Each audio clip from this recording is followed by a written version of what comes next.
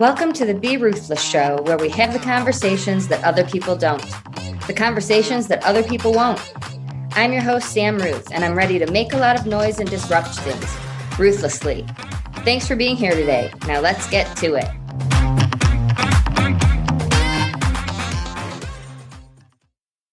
Welcome back to the Be Ruthless Show. I'm your host, Sam Ruth, and it is April. Happy April, everyone. I am 50 years old, and I don't need to do the whole April Fool's thing. Do you? What do you do? Is it for your kids, your students, yourself? How old were you when you stopped playing the antics? And why? For me, it's for kids, right? Practical jokes, all of that stuff is not my thing. It was fun for me in gym, play like certain people. But other than that, for my business, for social media, like life in general, if it's not playful with someone I'm close with a certain person who knows me well enough, it's not part of my everyday life. So where are you on this topic? Are you listening to a replay thinking completely irrelevant? It's August 4th and not at all part of my world right now whatsoever. So even though I love it, doesn't apply. I, first and foremost, want to address what is so important to me about calendars, dates, why I make a point of acknowledging new months, and that is the fact that certain awareness dates are not on your calendars yet. I'm working so hard to get them added legally everywhere. You know, I call places, especially schools, and I say, will you hit edit? Please add these. They're so important. We can make them educational. This can be things that teachers make part of the curriculum, and we can address why is it not on other calendars. I think it could be such a cool part of school, and I would have loved it in my field, but I think it could be part of so many fields, right? Marketing, my God, huge, right? If you are going into that world, but so many ways to use it in school, no matter what. But I lost my train of thought. And so there we go. It's because of those things, until then, right? I created the Griefhab awareness calendar. I started it. It's a 13-month for the first one because National Grief Awareness Week is in between Thanksgiving and Christmas when so many are struggling. And so it's December 2nd through the 8th. So I wanted it for that and all of this year. So there's so many. There's not just awareness days. There's awareness weeks, months, and there's ones that are fun that I'm sure you know, right? Like I just use Hot Dog Day all the time as an example because it's playful, it's fun, but really, truly, it's on the radio. We see commercials. I'm a vegetarian. Maybe that's why I notice it. Maybe it's because Jim loved it. You know, I don't know why, but there's so many. National Chocolate Lovers Day. That's a great one, right? There's a lot, and those are great. It's great. If you are a hot dog lover on Hot Dog Day, there's plenty of places that give you a free hot dog or a discount. It's a great way as a business to promote something, as a consumer to go get something that you love at a lower cost, right? But for me, it's about more, I don't want to say more important. It's about days for people who have been through something that an awareness day you have no idea about won't matter to you until you live something, right? Maybe we all know about Breast Cancer Awareness Month. It's in October, right? Pink ribbons.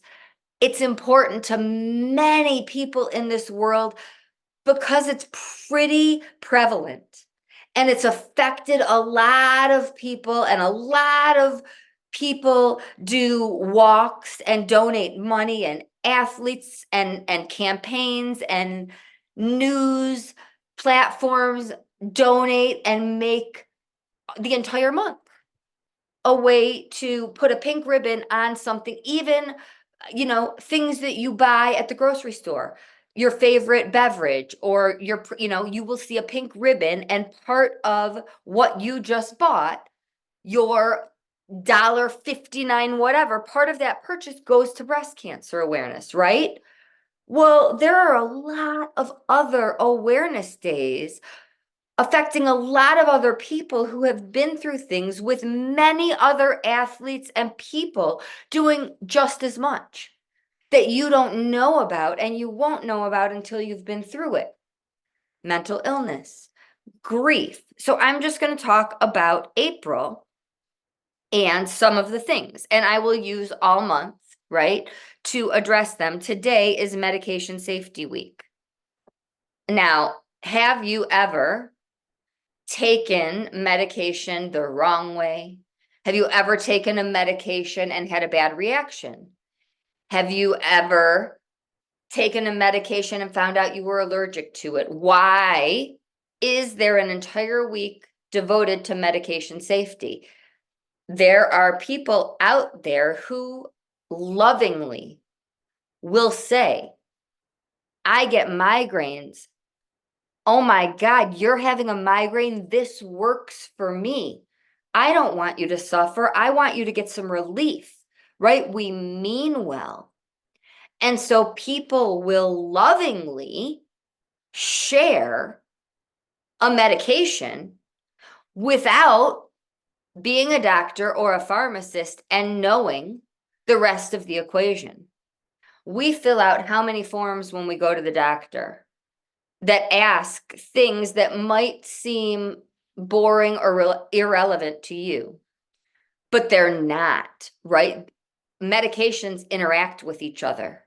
There are things that we can't take together. There are things that if we take in the morning and we're given something else, we have to take at night, right? So even meaning well, we still need a doctor and a pharmacist, right? I have had a doctor give me a prescription, and I've handed it to a pharmacist who has put it in the computer and said, hey, aren't you on this?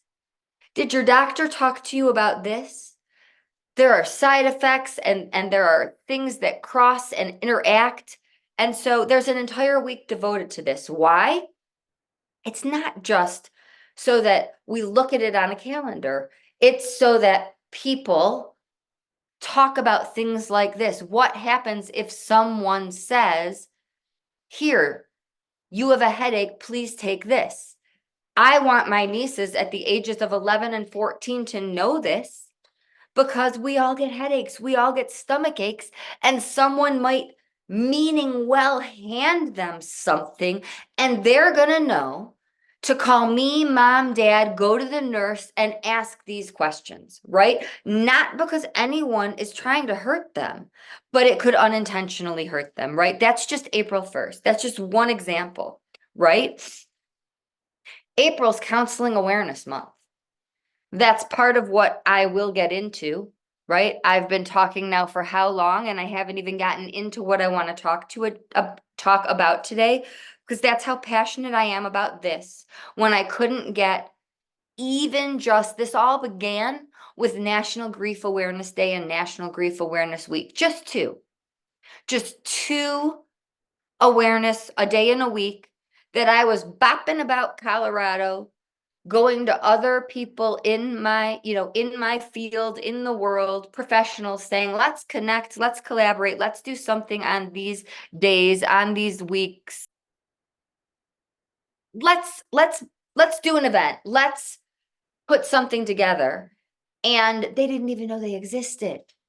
And so I knew I had more to do, right? And then when I couldn't get them added, I created the calendar. So I'm reading to you from the Griefhab awareness calendar, which will continue to exist every year, even when, not if, these days all get added legally to all calendars. So Counseling Awareness Month, Paralyzed Veterans Awareness Month. It's not enough just to have Veterans Awareness Month, which there is. But there are veterans who are paralyzed. There are veterans who have been through all different things. Overeating Awareness a Month, National Month of Hope. I'll get into these and what they mean and why we have them in my blogs, on the podcasts, on social media, and again, Worldwide Bereaved Spouses Awareness Month. Hello, that's my world, right? Stress Awareness Month. These are just some. I'm just reading to you from the box at the top. April is. These are just the months. And then I read April 1st, a week. But I could continue. World Semicolon Day, April 16th. That's a meaningful one. And that's a Tuesday, so I won't be having an episode that day. April 18th, College Student Grief Awareness Day. An entire day on college campuses. Now I'm going to stop so that I have time to get into the rest of what I want to talk about. But why? Why is it important to me to have this on a calendar, right? Okay, I mentioned that it is, I have to pull it back out because I started to put it away, that it is Worldwide Bereaved Spouses Awareness Month.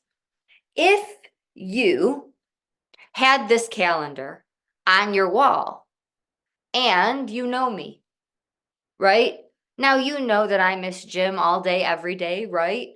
But life is busy and we all get caught up in things. And who knows how connected you are to me. But let's say you look up at your calendar and it's April and you look at this. Maybe that makes you think of picking up the phone or sending me a text message or something, shooting out, depending on how we're connected. Hey, want to get together for coffee? Thinking of you, anything, because life gets busy, right? And when people go through loss, everyone shows up, right? The day of the loss, the funeral, the immediate time of. I have a couple of brand new to loss. In my world, you are a baby, you are a fetus, you aren't even out of the womb in the first year. You are just an infant, right? And they had less than 6 months. I'm talking babies. And no one's showing up anymore. And I'm not judging you, right? We live all over. People have to go back to work. People have their own families, children's, all sorts of things, illnesses, things going on, home remodelings. I'm making up examples, like all car repairs, who knows what. We all go through our own real life chaos, our own losses, right? But 4.5 months. I just talked about spouses, bereavement. If someone has lost their spouse, their world will never be the same, no matter what they look like on the outside to you. So after 4 months, people aren't showing up and calling and checking in. People can't barely get out of bed after 4 months, but the phone isn't ringing.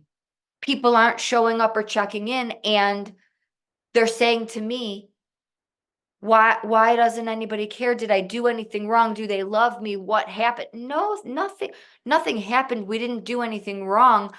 Life goes on for everyone else. They have to go to work. They have to feed their families. They have to function.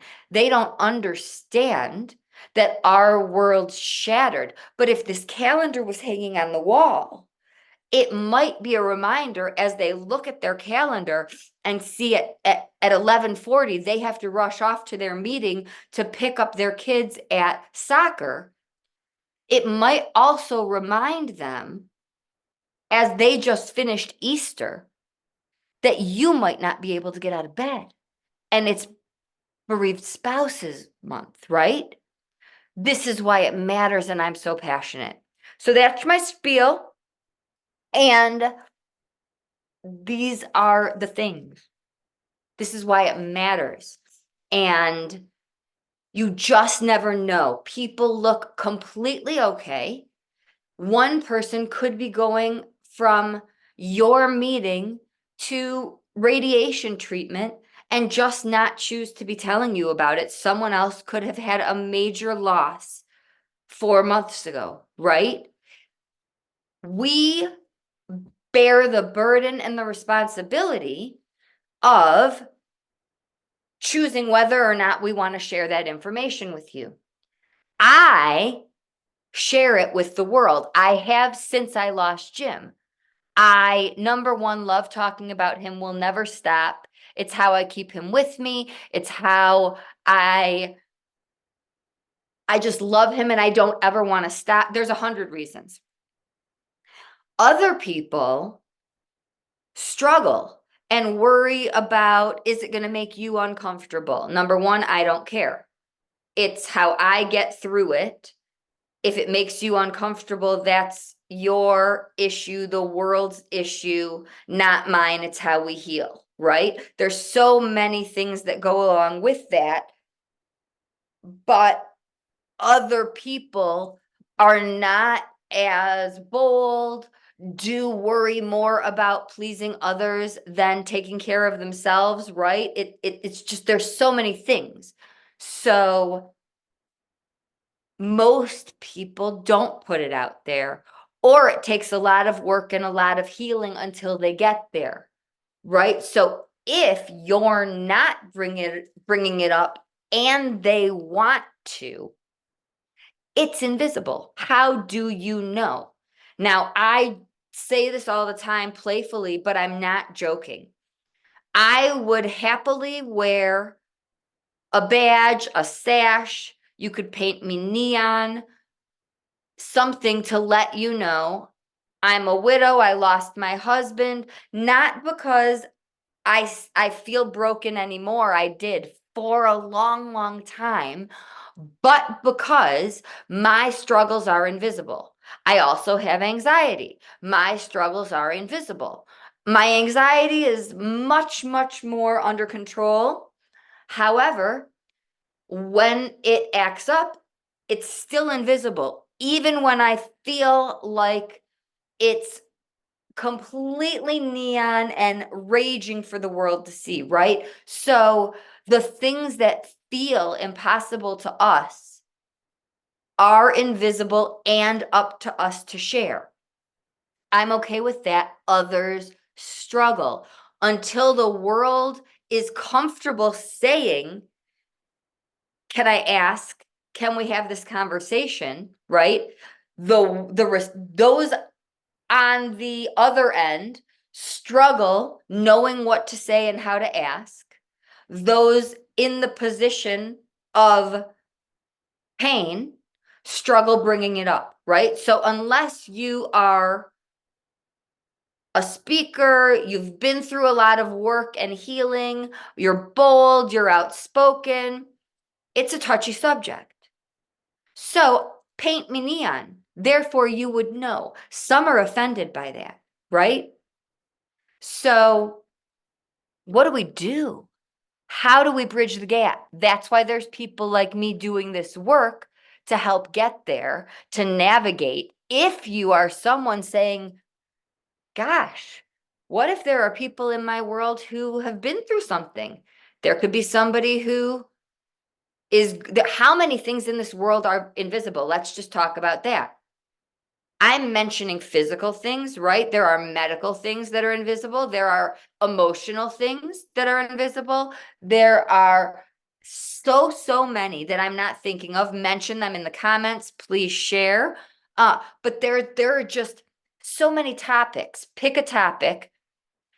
Taking medication is a conversation some people don't want to bring up. Recovery from any and everything, right?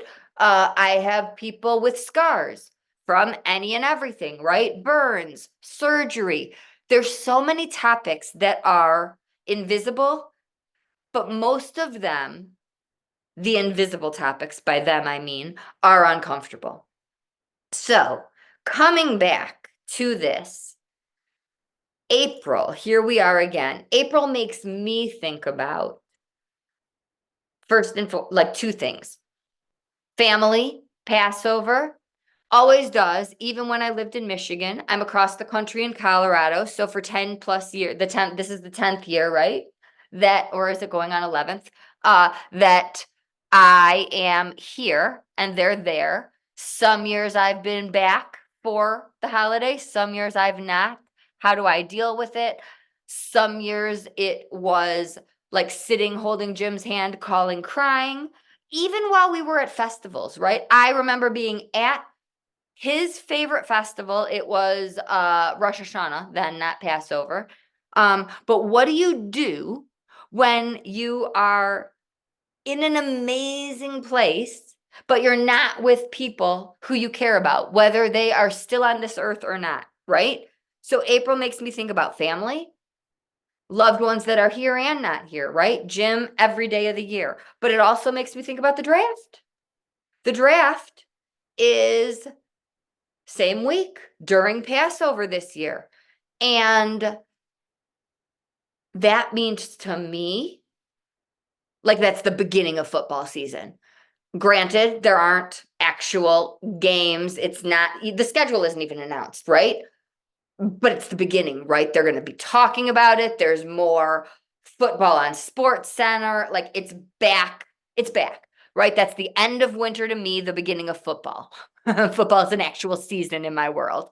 However, too many, and I could add for me that I'm just coming out of one of my harder seasons. Everyone in this grief world, this loss world, and grief and loss can be anything. It doesn't have to be the loss of life, but mine is in two ways. I just mentioned moving and not being near my family. I will get to how I cope with that and how I've learned to adjust and adapt. But all loss matters. Feeling the feelings matter. Comparing to others or having the world compare, right? Had somebody say to my client who lost a pet, just a dog. I mean, you could have seen the blood coming out, like raging, boiling. All loss is loss. And obviously, Sassy and Dallas are my kids, pets. Nobody else gets to tell us that our pain doesn't matter. So a lot of people in my world, clients, friends, family, people, world, are not happy about April. It's not a positive time for them, right? I just came out of winter.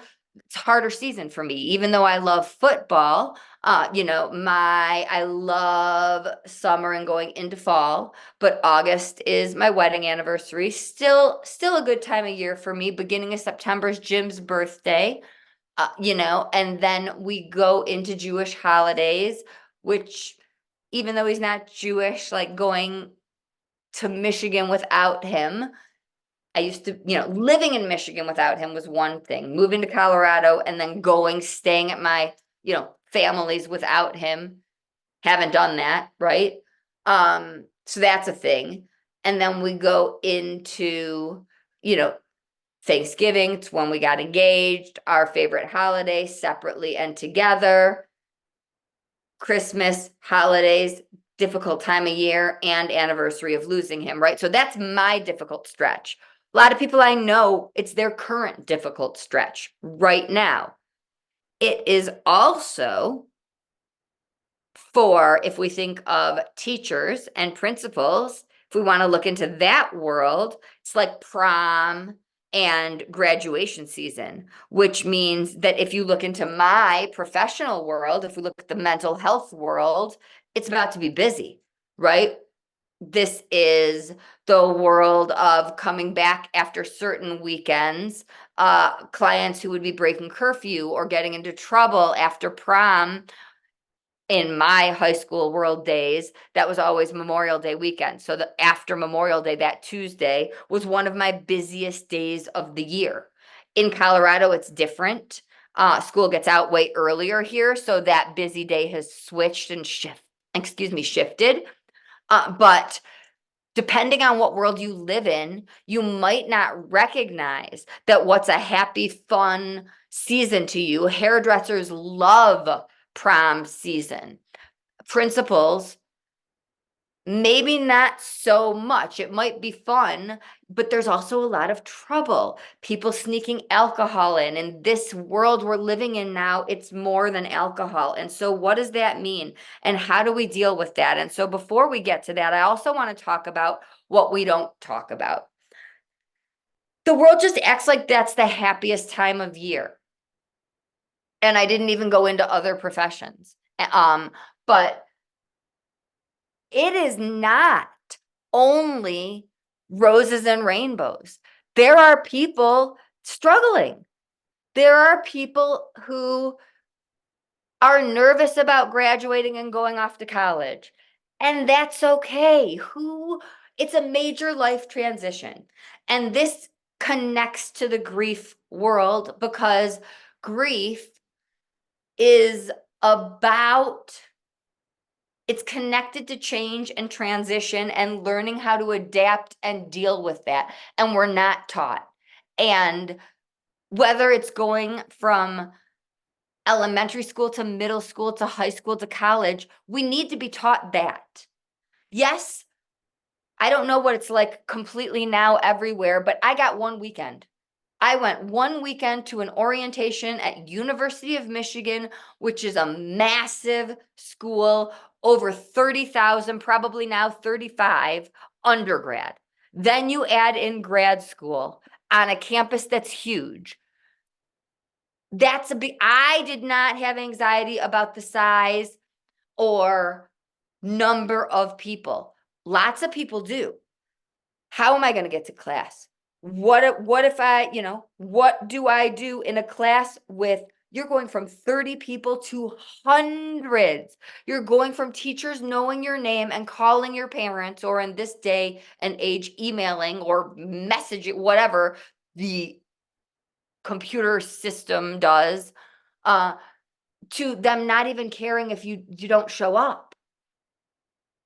It's not only a big deal, it's kind of expected that you should be more than just excited. Of course you're excited, but there's some normal fear, sadness if you're moving out and going to an on-campus living situation. Even though that's amazing, you're still leaving home. That's a big deal.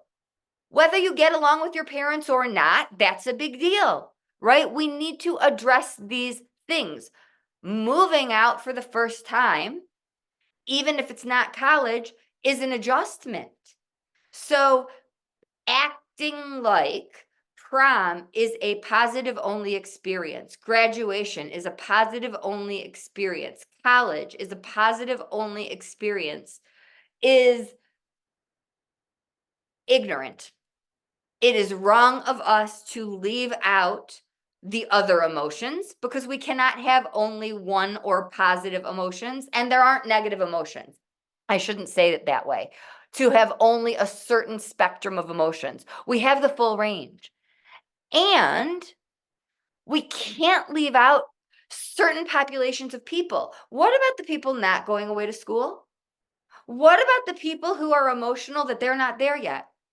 What about the people who are staying home?